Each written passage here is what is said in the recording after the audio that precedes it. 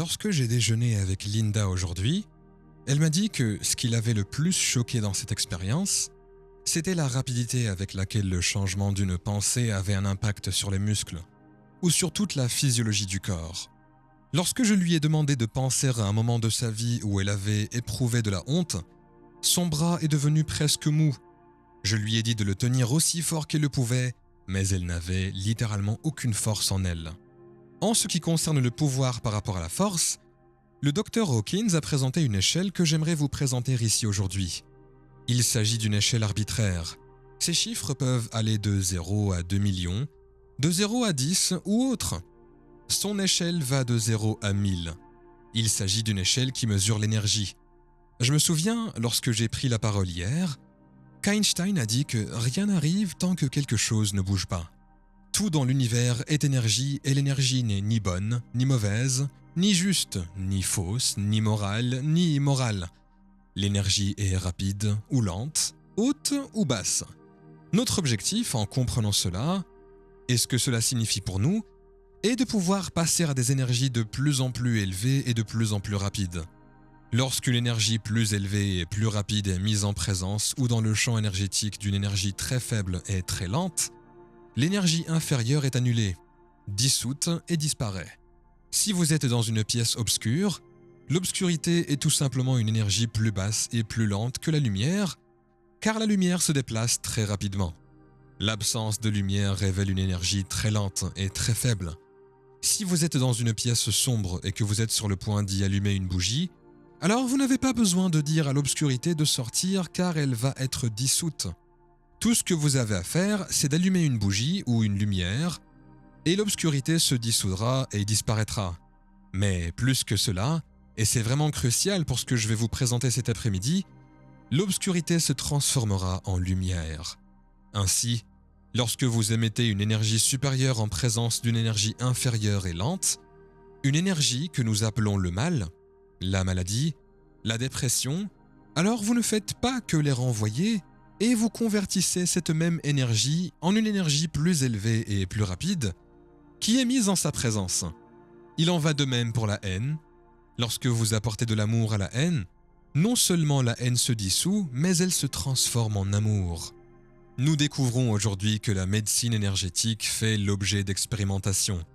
Andy Wild, avec qui j'étais l'autre jour, suggère que la médecine de l'avenir sera la médecine énergétique et que les médecins des écoles de médecine seront formés à la médecine énergétique. Ce sera le véritable domaine d'investigation et de recherche à venir. Ils font actuellement des expériences avec des lasers, qui sont des énergies très rapides. Ils prennent des tumeurs qui sont présentes dans ce que nous appelons des tumeurs cancéreuses, et même non cancéreuses, mais des excroissances dans le corps. Ils bombardent la tumeur et les tissus environnants avec ces énergies extrêmement élevées et rapides, et découvrent que non seulement les tumeurs commencent à se dissoudre et à être enlevées, mais que l'énergie qui était dans la tumeur se joint maintenant à l'énergie laser, plus élevée et plus rapide, et qu'elle est convertie en quelque chose que nous appelons la guérison ou la santé. Et les implications de ce dont je parle ici sont absolument stupéfiantes pour tout ce qui concerne votre vie. Ce que je vais vous présenter dans ce petit paradigme dans les prochains instants est quelque chose qui pourrait changer votre vie. Comme je vous l'ai dit, si vous n'emportez rien d'autre que vous pouvez acheter ici aujourd'hui, assurez-vous de vous engager à lire Le pouvoir contre la force et le deuxième livre, si vous êtes prêt à le lire, que j'ai aussi apporté, s'appelle L'œil de l'œil. Il y explique comment nous pouvons calibrer pratiquement tout dans notre vie. Chaque livre de la Bible a été calibré. Toutes les grandes chansons ont été calibrées. L'étalonnage se déroule comme suit. Ici, à ma gauche, l'étalonnage est de 0. Et aussi loin que je puisse aller sur cette scène, disons jusqu'au haut-parleur, cela représente 1000. Tout ce qui va jusqu'à 200 sur cette échelle que je vous donne arbitrairement représente ce qu'on appelle la force. Chaque pensée et chaque émotion que vous avez et qui est calibrée entre 0 et 200 est une pensée ou une émotion qui vous affaiblit d'une manière ou d'une autre et qui abaisse le champ d'énergie. Le chiffre 20 qui est le plus bas est la pensée et la honte. Soit dit en passant, il s'agit d'une étude de 29 ans qui a été menée sur la quasi-totalité de sa vie professionnelle. Il s'agit d'un médecin et d'un chercheur titulaire d'un doctorat. Au cours de ces 30 années, les tests kinesthésiques que j'ai brièvement démontrés hier avec Linda sont des moyens de déterminer parce que, comme j'essayais de vous le faire remarquer, le corps provient de quelque chose que nous appelons la vérité, la perfection, et il ne peut répondre qu'à la vérité. Dès que vous introduisez un mensonge dans le corps, l'esprit peut se tromper, mais le corps, qui est cette création parfaite de Dieu, ne répond qu'à ce qui est vrai. On peut donc tester pratiquement tout, même la vie des plus grands maîtres qui aient jamais marché parmi nous, en posant des questions au corps et en observant comment il réagit, en oubliant ce que l'esprit a à dire à ce sujet. Le corps ne peut répondre qu'à la vérité.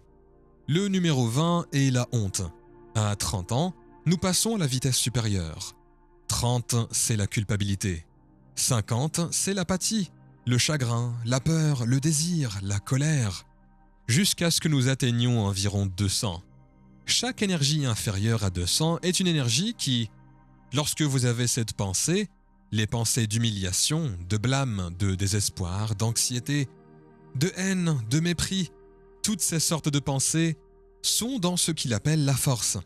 Chaque fois que vous utilisez la force comme moyen de communication, comme façon de parler, comme façon d'être, vous créez. Le problème, c'est que nous créons une contre-force.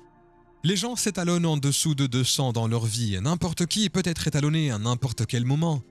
Même les photographies peuvent être calibrées. La photo sur la couverture d'une solution spirituelle à tous les problèmes est calibrée autour de 580. C'est une photo qui a été prise à Assise après qu'un miracle étonnant se soit produit dans ma vie, que je partagerai avec vous un peu plus tard. Nous avons fait des expériences où l'on prenait une photo de Mère Teresa, une photo de Charles Manson, et où l'on mettait ces photos dans des enveloppes dont la personne qui les tenait ne savait pas qui était dans l'enveloppe. La photo de Charles Manson, qui a un calibre d'environ 30 ou 40, rendra les personnes faibles et elle ne saura même pas quelle est la photo qu'elle tient. Comme je l'ai dit hier, vous devez volontairement suspendre votre incrédulité. Vous devez faire un saut périlleux dans l'inconcevable et vous permettre de vous ouvrir à la possibilité que chaque pensée que vous avez, chaque émotion que vous avez et chaque expérience interne que vous vivez a un impact non seulement sur vous, mais aussi, comme je vais vous le démontrer dans quelques instants, sur toutes les personnes que vous rencontrez dans votre vie et quel que soit le champ d'énergie dans lequel vous rayonnez. Nous parlons donc de 0 à 200, mais cette échelle n'est pas constante d'un bout à l'autre. Lorsque vous arrivez à un chiffre de 600, qui représente une énergie extrêmement élevée, vous parlez peut-être de quelques milliers de personnes sur l'ensemble de la planète Terre aujourd'hui, sur les quelques 6 milliards d'entre nous qui atteignent ce niveau de conscience de 600. Lorsque nous parlons de passer à 700 et 800, nous parlons des plus grands maîtres spirituels qui ont jamais marché parmi nous, des gens qui vivent au niveau de l'ineffable, qui sont l'amour inconditionnel et qui ont ce que Patanjali a dit: lorsque vous devenez inébranlable dans votre abstention de pensée de mal, dirigée vers les autres, toutes les créatures vivantes cesseront de ressentir de la pitié en votre présence. Si vous vous abstenez fermement de toute pensée blessante, et que vous n'avez jamais, au grand jamais, de pensée blessante ou de jugement à l'égard d'autrui, vous devez savoir que lorsque vous jugez quelqu'un d'autre, vous ne le définissez pas, mais vous vous définissez vous-même comme quelqu'un qui a besoin de juger. Traiter quelqu'un de stupide, d'idiot, de mauvais, ou de quoi que ce soit d'autre ne fait pas de lui quelqu'un d'autre. Cela dit simplement quelque chose sur vous qui avez besoin de mettre ces étiquettes sur d'autres personnes. Ainsi, si vous pouvez devenir inébranlable et devenir un individu qui ne pense jamais, mais jamais, à faire du mal aux autres ou à les juger, ce qui est presque impossible pour nous tous qui vivons à ces niveaux d'ego auxquels nous avons été conditionnés à vivre, alors toutes les créatures vivantes cesseront de ressentir de la pitié en votre présence. Saint François d'Assise est quelqu'un qui a été calibré dans les 900. Dans toute l'histoire du monde, il y a peut-être 7 ou 8 personnes dont l'indice de masse corporelle est supérieur à 950. La ville de Francesco, qui se trouve juste au nord de chez nous, à une quarantaine de kilomètres, a été nommée en l'honneur de ce petit homme, Saint François, qui a laissé derrière lui ses biens matériels et s'est mis en route pour sauver l'Église. Il a passé les 2 dernières années de sa vie dans un endroit que j'ai visité avec ma femme il y a quelques années, lorsque j'ai emmené un groupe de personnes à Assise, au mont Suribase. Au cours des 2 dernières années de sa vie, il a dû se faire ligaturer les mains, les pieds et le côté pour ne pas se vider de son sang. Tel était le niveau d'énergie de cet être. Mère Teresa se calibre à 600. Lorsque Mère Teresa est entrée dans un studio de radio où je passais ce matin-là, tout le monde dans la pièce a senti sa présence. Elle pesait environ 90 livres et mesurait environ 1,80 m. Elle dégageait une énergie différente.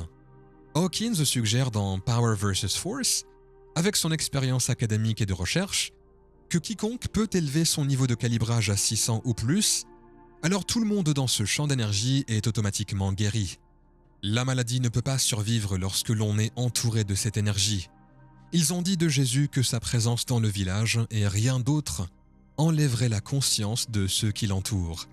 Il suggère qu'une seule personne dans l'histoire de l'humanité a atteint ce niveau de 1000.